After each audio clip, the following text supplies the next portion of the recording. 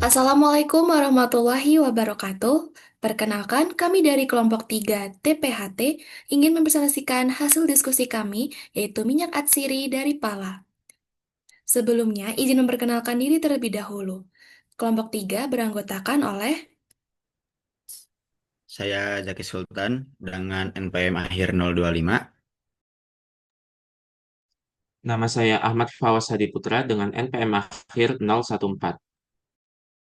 Kenalkan, nama saya Khaila Rahma Mulyani dengan NPM terakhir 005.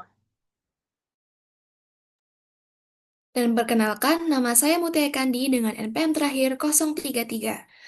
Minyak atsiri pala merupakan minyak yang diekstrasi dari biji pala, komoditas bernilai tinggi dengan beragam aplikasi di berbagai industri, mulai dari farmasi hingga sanitasi. Proses produksi minyak atsiri pala melibatkan serangkaian tahapan, mulai dari penanganan bahan baku hingga metode ekstrasi.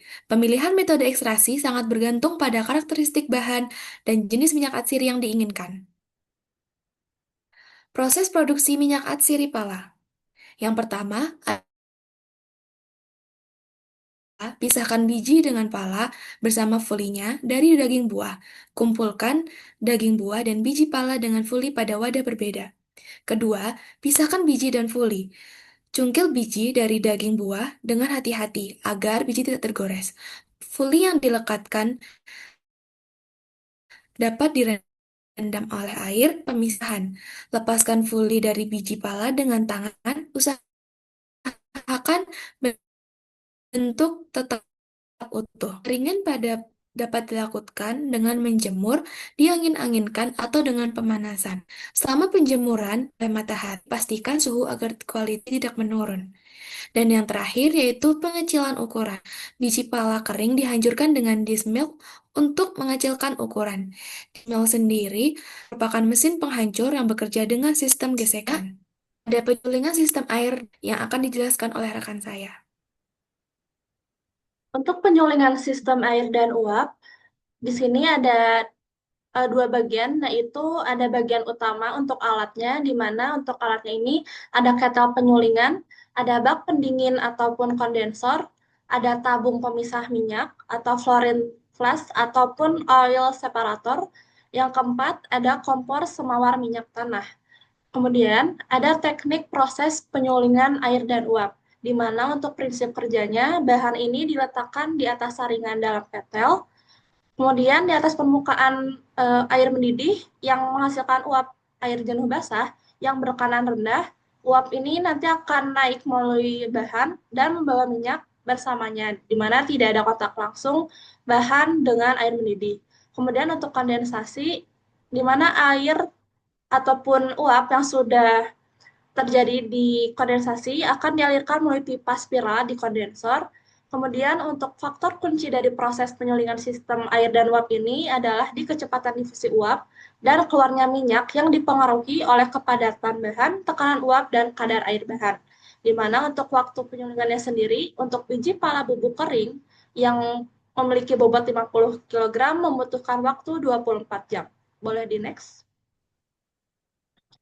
Oke, untuk selanjutnya adalah SOP untuk penyulingan air dan uap, di mana yang pertama ada penyiapan alat, di mana alat ini harus yang terbuat dari stainless steel karena untuk menghindari pengubahan warna minyak.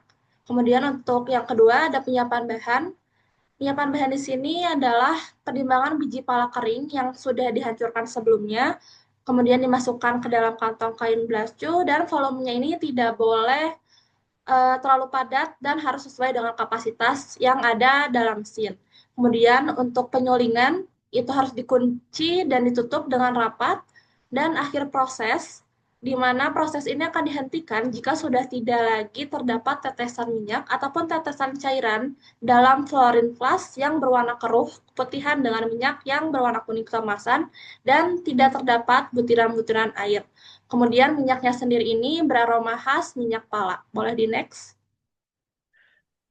Baik, selanjutnya adalah pemanfaatan minyak atsiri pala. Next.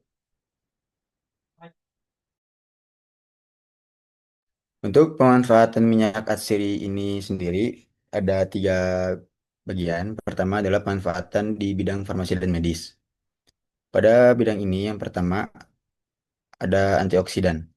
Minyak atsiri pala mengandung senyawa yang dapat melindungi sel-sel tubuh dari kerusakan akibat radikal bebas, yang merupakan penyebab dari berbagai penyakit degeneratif. Kemudian, antimikroba. Kemampuan minyak atsiri dalam melawan pertumbuhan mikroorganisme berbahaya seperti bakteri dan jamur menjadikan minyak ini berpotensi sebagai agen antimikroba alami. Kemudian, antiinflamasi. Senyawa aktif dalam minyak atsiri pada pala dapat membantu mengurangi peradangan dalam. Yang terakhir, analgesik. Minyak ini juga menunjukkan sifat pereda nyeri, menjadikannya kandidat untuk aplikasi dalam manajemen nyeri. Kemudian, untuk di bidang kesehatan lainnya, yang pertama minyak atsiri juga sangat bermanfaat untuk pencernaan, karena pala dikenal sebagai obat pencahar yang dapat membantu melancarkan buang air besar. Selain itu, minyak atsiri pala dapat meredakan nyeri perut, kontraksi usus, diare, mual, muntah, dan mengatasi perut kembung. Kemudian, sistem syaraf. Minyak atsiri pala dapat membantu meredakan nyeri kepala dalam dosis rendah, bahkan dapat merangsang otak, meningkatkan fungsi kognitif atau kewaspadaan. Kemudian, sirkulasi dan detoksifikasi. Penelitian menunjukkan bahwa pala dapat membantu menurunkan tekanan darah dalam dosis rendah. Minyak atsiri pala juga dapat membantu proses detoksifikasi tubuh. Kemudian lain-lain. Pala juga berguna sebagai stimulan, membantu meningkatkan nafsu makan dan memiliki sifat antiinflamasi yang luas. Boleh lanjut? Kemudian pemanfaatan limbah sisa dari processing atau pembuatan minyak atsiri. Next. Kemudian pemanfaatan limbah. Proses pembuatan minyak atsiri pala menghasilkan dua jenis limbah, yaitu limbah padat atau ampas dan limbah cair atau hidrosol. Ampas yang tersisa dari penyulingan minyak atsiri dapat diolah menjadi biomasa yang dapat digunakan sebagai sumber energi alternatif. Dengan pemanfaatan ini, kita dapat mengurangi volume limbah dan juga menambah nilai ekonomi dari sisa produksi. Dari hidrosol adalah sisa penyulingan yang selama ini jarang asam benzoat dan terpenoid yang memiliki potensi sebagai antimikroba. Kemudian pengembangan produksi desinfektan. Penelitian telah menunjukkan bahwa hidrosol pala dapat menjadi cairan desinfektan. Proses pembuatannya melibatkan penggunaan hidrosol sebagai bahan utama, kemudian ditambah bahan kimia seperti NaOH, Arpus, Komperlan, dan Aquades. Cairan desinfektan yang dihasilkan memiliki stabilitas larutan yang baik, berwarna kuning transparan, dan aroma khas pala. Next. Nah, selanjutnya ada kesimpulan yang akan dibawakan oleh Kawas.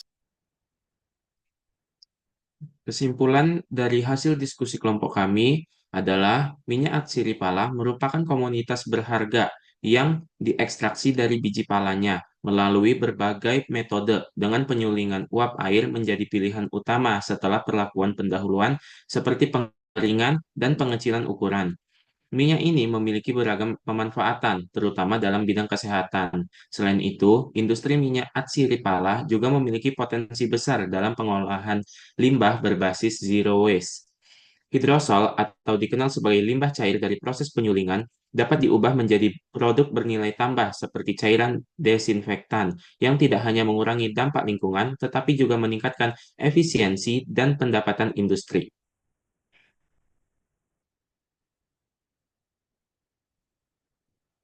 Berikut ini adalah eh, daftar referensi yang kami dapatkan.